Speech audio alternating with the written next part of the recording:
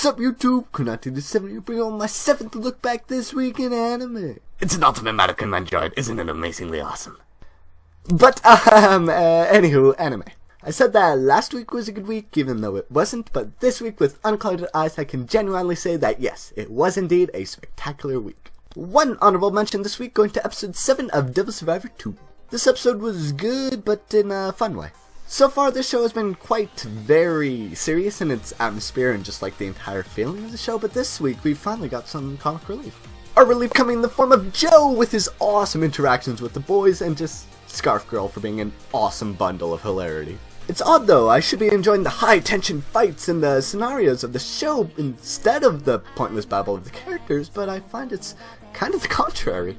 But I feel that if I can relate to and enjoy the characters, it just makes those scenarios and just the entire show just that much better. Unless of course you're Attack on Titan, then you just break every freaking rule ever because you're Attack on fucking Titan. But otherwise, I think yes, you do need some comic relief. So Devil Survivor, I don't hate you, you're okay in my book. But on to my countdown. At number 5 this week we have episode 6 of Photocanna. This episode was adorable. It cemented the relationship between our MC and his childhood friend, and it was great. Primarily because I'm one of the sissiest guys out there where whenever romance comes to fruition, my heart just melts. But even without my extreme positive bias towards the romance of the show, I have to say that it also looked very, very good. The shots of the stars, the photography stills, it's surprisingly fluid animation, yeah, it all looks very, very good. And it doesn't look like I'll be complaining about this show anytime soon because it's going for the Omnibus Samagami SS style, which is indeed a style I support.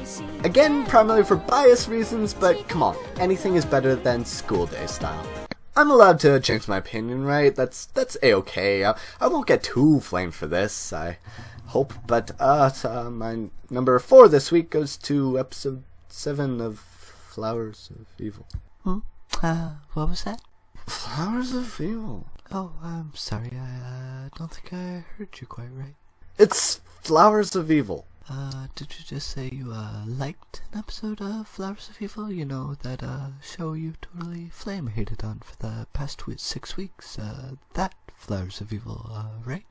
Yeah, that Flowers of Evil. But yes, actually, this episode was phenomenal. It started off with normal Flowers of Evil mediocrity. Nakamura was being weird, MC was being a lying douchebag, and everything was okay in my Flowers of Evil hating mind. But then something happened.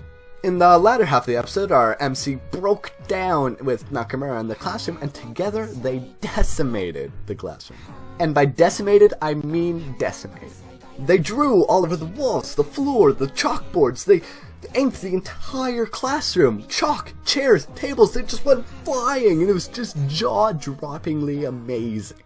The animation was gruesome. Yes, gruesome, but it worked.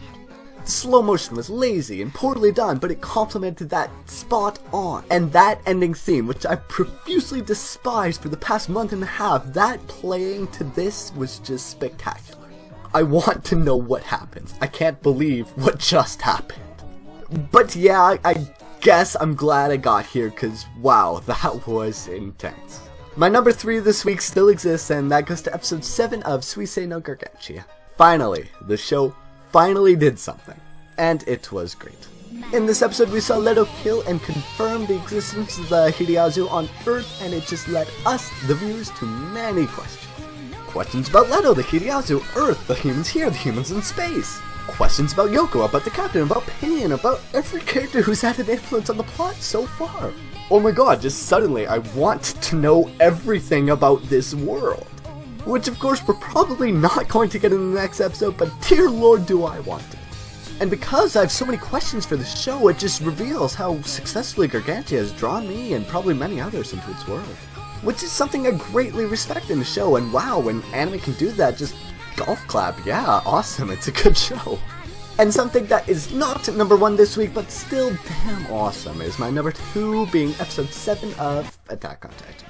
And no, it is not number 1 this week because my multi-heart just could not handle the cuteness of another show, but that's for then, this is for now.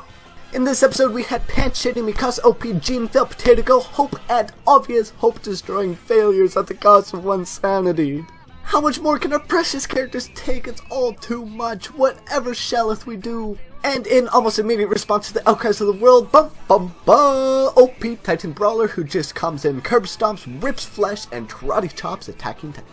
Which was a very neat surprise. And this Titan reminds me a lot of Aaron, and from the buzzed hushes of the internet, I think my assumption might be right. And that's Kay. He seems alive and well, and he's killing Titans, that's cool. I liked my Human v Titan tale, but I suppose this adds a level to the internal conflicts of the humans, adding some personality to the Titans, which we have seen before with the uniqueness of the Titans. So I am still very much intrigued as to where the hell the show will go. We still have like 18 episodes. What the heck is going to happen? And at number 1 this week is the Supreme Ruler of the Realm of Guilty Pleasures. Episode 7 of Orihimo Season 2. Oh my god, it was awesome! I thought Kyosuke would horribly siscon out and reject Kuroneko, but he didn't. Oh my god, Kuroneko was one. Set the press, alert the internet, Kuroneko is one. No more shall Kirina hold anything against the supreme greatness that is Kuroneko. Oh my god, okay. He freaking said yes. Thank god, dear sweet, everything this show is tops.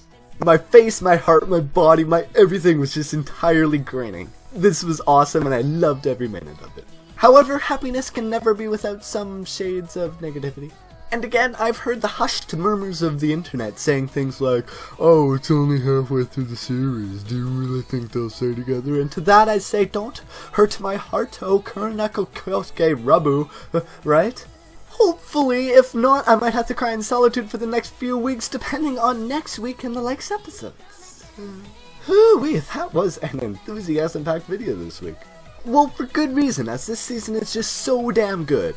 But what did you guys think of this week in anime? Did anyone else even somewhat like Photocanna? I think I might be alone on this one. Or did anyone else have a change of heart after episode 7 of Flowers of Evil? But most importantly, are you out of the Kirino camp yet? Come on, Team Kuroneko, it's getting stronger every week. We're always accepting new applicants. But I hope you enjoyed this passion-filled video, and if you did, please show me by hitting that like button, as it makes me very happy. And if you want to see more of my weekly reviews and other things, then you can hit that subscribe button, as it would also make me very happy. But whether you do or do not, I'm Kuroneko7. Thank you so very much for watching my video, and have a good one.